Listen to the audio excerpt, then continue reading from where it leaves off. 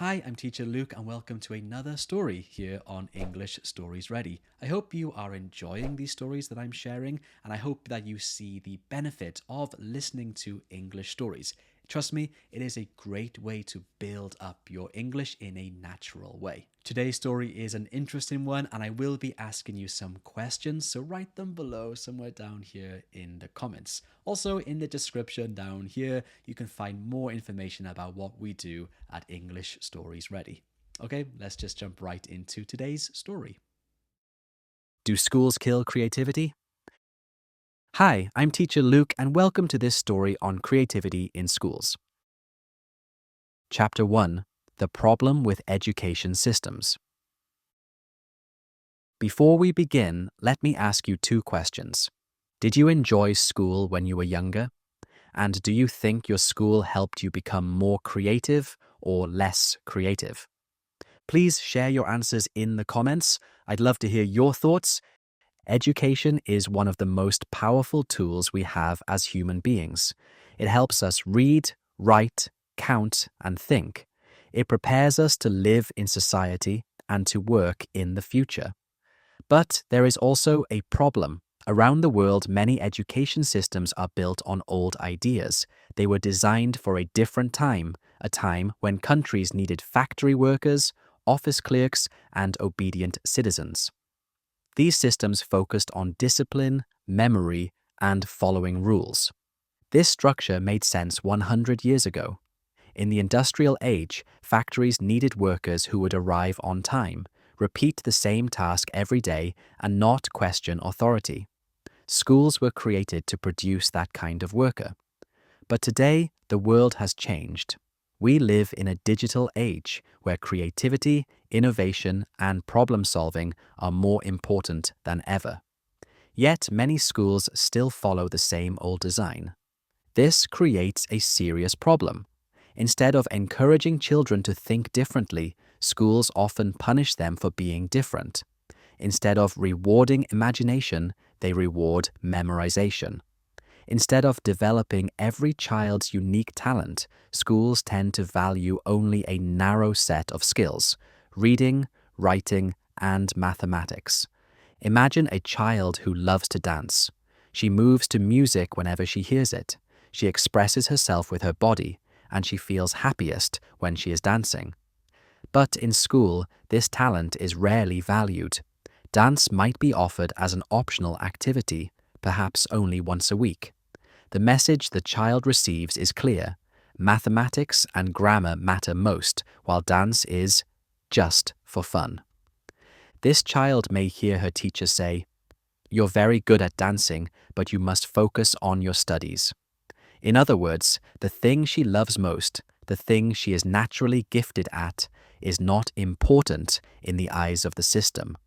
Over time, she may start to believe that her passion is useless. She may stop dancing, and with that, a piece of her creativity disappears. There are many real examples of this.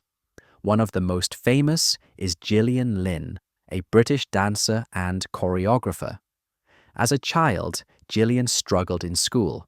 She couldn't sit still, and her teachers thought something was wrong with her. They even considered sending her to a doctor to check for learning problems. But then one specialist noticed something. Gillian wasn't sick or slow.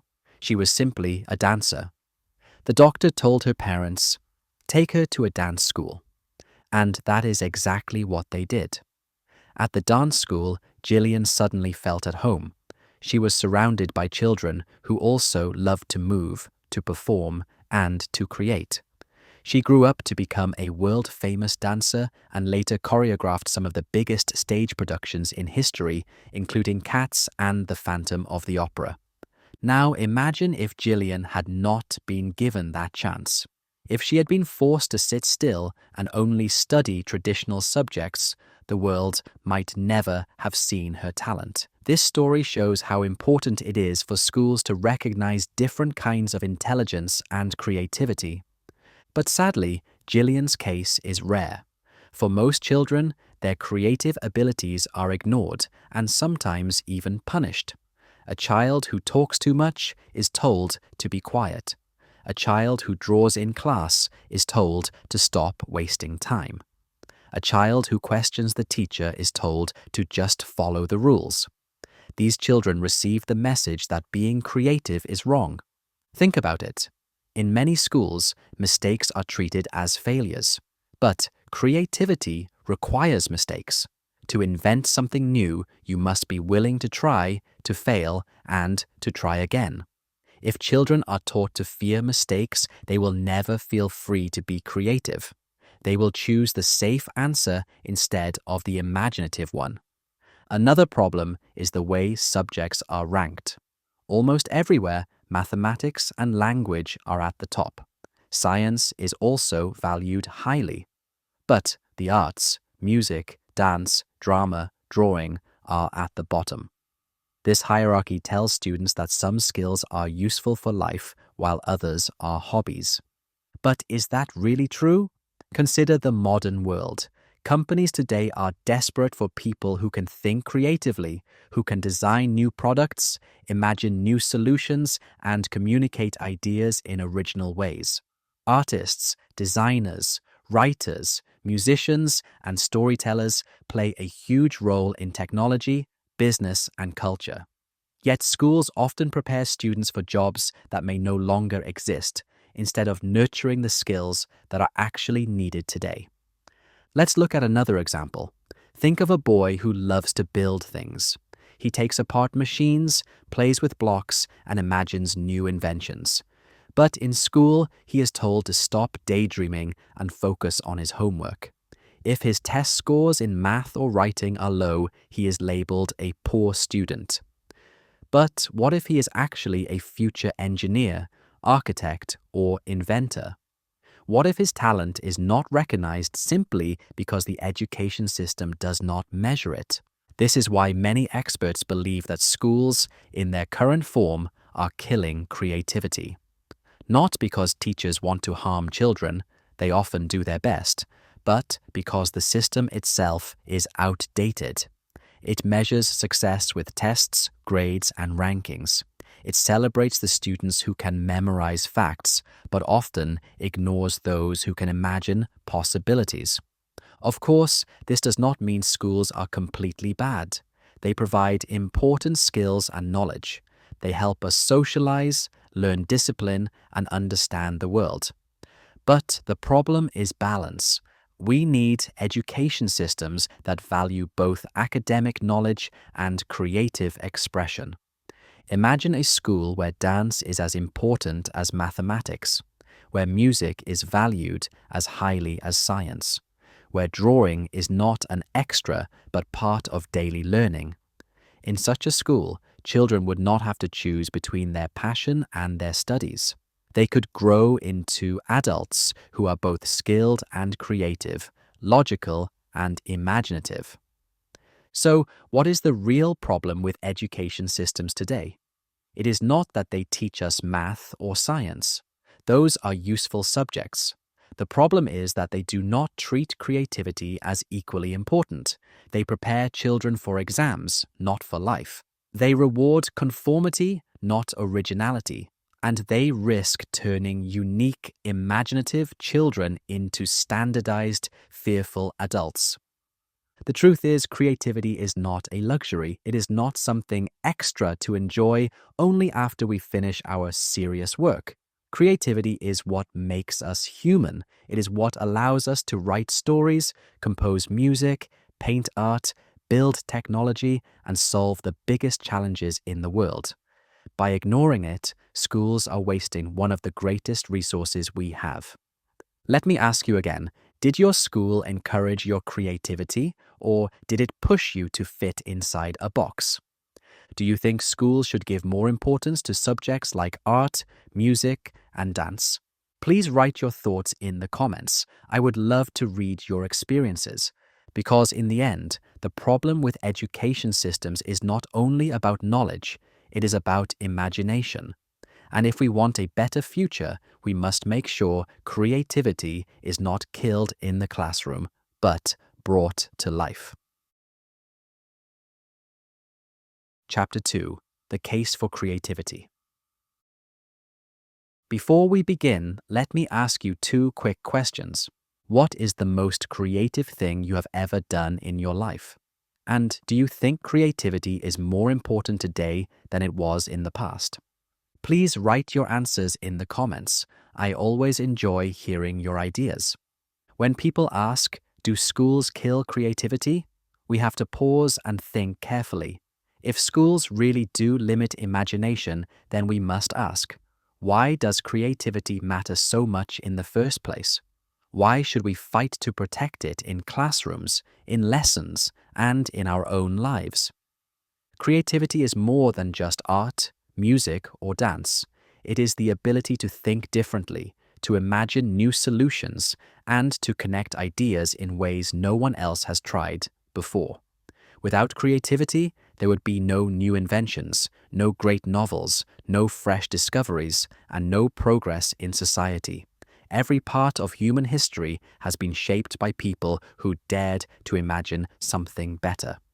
Think about Thomas Edison, who invented the light bulb, or Marie Curie, who discovered radioactivity, or Steve Jobs, who helped create the iPhone. All of these people combined knowledge with creativity. They did not simply follow instructions. They asked questions, they experimented, and they failed many times before finding success. That is what creativity looks like in real life. But creativity is not only for famous scientists or inventors, it is also for ordinary people like you and me. It can be found in cooking a new dish, writing a short story, starting a business, or even finding a new way to solve a personal problem. Creativity makes our lives richer and more meaningful. Let me share a personal story from my own life. When I was a teenager, I wasn't always the best student in school. I studied hard, but I often felt that the subjects I loved most didn't get enough attention. For example, I loved writing and telling stories. I enjoyed making up characters, building imaginary worlds, and sharing them with friends. But at school, we spent most of our time memorizing facts, writing essays with strict structures, and preparing for exams. I remember one English class where we had to write a perfect 5-paragraph essay. The teacher gave us a formula: introduction, 3 body paragraphs, and conclusion. We were told exactly what kind of sentences to use. I followed the instructions, but inside I felt bored. It didn't feel like real writing. It felt mechanical, like building a wall with bricks that all looked the same. One day, instead of following the formula, I wrote a story. It was about a boy who discovered a secret door in his school library that led to a hidden world. The story wasn't perfect. It had grammar mistakes, and it didn't follow the 5-paragraph rule. But when my teacher read it aloud to the class, everyone was silent. For the first time, I felt that my imagination mattered. I wasn't just giving the right answer, I was creating something original. That moment stayed with me. It taught me that creativity can make learning powerful and exciting. And it also showed me how schools sometimes fail to create space for students' imagination. If I hadn't taken a risk to write that story, maybe I would have never discovered how much I loved storytelling. This is why creativity in education is so important. It allows children and adults to discover their passions. It gives them the courage to explore new ideas. And it shows them that failure is not the end, but a step towards something better. Imagine a classroom where students are encouraged to ask "what if" questions. What if we changed this part of the story? What if we solved this math problem in a different way?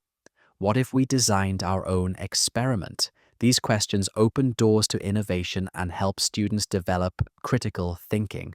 Now compare that to a classroom where the only goal is to get the correct answer.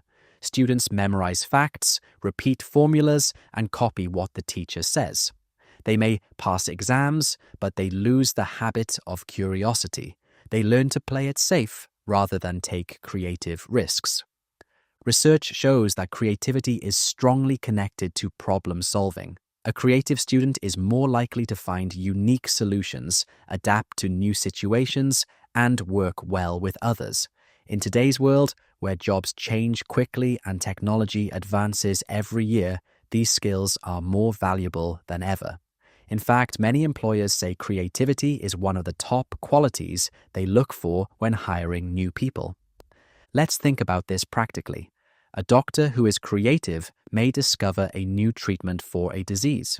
A teacher who is creative may invent a better way to help students learn. A business owner who is creative may design a product that changes an entire industry. Creativity is not extra, it is essential. You might be wondering, if creativity is so important, why do schools often neglect it? Part of the reason is tradition. Education systems were designed during the Industrial Revolution, a time when factories needed workers who could follow instructions. Schools were built to train discipline, not imagination. Another reason is pressure. Parents, teachers, and governments often focus on exam results. Success is measured by test scores, not by how original or imaginative a student is. Creative work is harder to grade, so schools may choose the easier path, standard tests with right and wrong answers. But this approach is dangerous. It sends the message that creativity is less valuable when in fact it is the key to solving the world's biggest problems. From climate change to medical challenges to social inequality, so what can be done?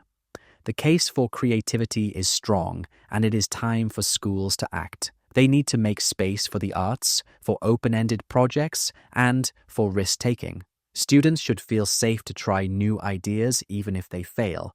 Teachers should reward curiosity, not only accuracy. In some schools, this is already happening. For example, some teachers use project-based learning, where students work in groups to solve real-world problems.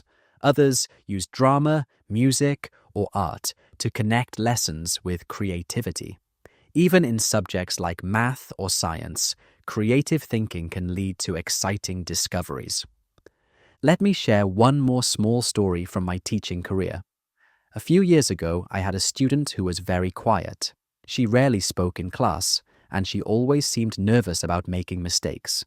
But one day, I gave the class a creative task: write a short play in English and perform it. To my surprise, this quiet student took the lead. She wrote most of the script, directed her classmates, and even acted in the play. When the performance ended, the whole class applauded. That student's confidence grew overnight. She had discovered a side of herself that textbooks and grammar tests had never shown. Creativity gave her a voice. This is why we must protect creativity in education. It has the power to unlock hidden talents, to build confidence, and to prepare students for the challenges of the future. Without it, learning becomes dry, mechanical, and incomplete. With it, learning becomes alive. So, the case for creativity is clear. It helps us solve problems. It makes us more adaptable in a changing world. It allows us to discover our passions and express ourselves. And it prepares us not just to survive, but to thrive. Let me end with two questions for you. When was the last time you felt truly creative? And do you think schools should give more time to art, music, writing, and other creative subjects? Please share your answers in the comments. I'd love to read your thoughts and experiences, because in the end, schools should not kill creativity. They should bring it to life. Chapter 3: Rethinking the Future of Education. Before we begin, let me ask you two questions. If you could design the perfect school, what subjects or activities would you include? And what kind of skills do you think children really need for the future? Please write your answers in the comments. I'm excited to see your ideas. We've already explored some of the problems with today's education systems, and we've seen how creativity is often ignored or even discouraged. But now, let's look forward. If schools, as they are today, are not preparing students for the world they will live in, then what should education look like instead? This is where the ideas of Sir Ken Robinson become very powerful. You may know him from his famous TED Talk, Do Schools Kill Creativity? It is one of the most watched talks in the world. In it, Robinson argues that our current education systems are outdated and need to be completely rethought.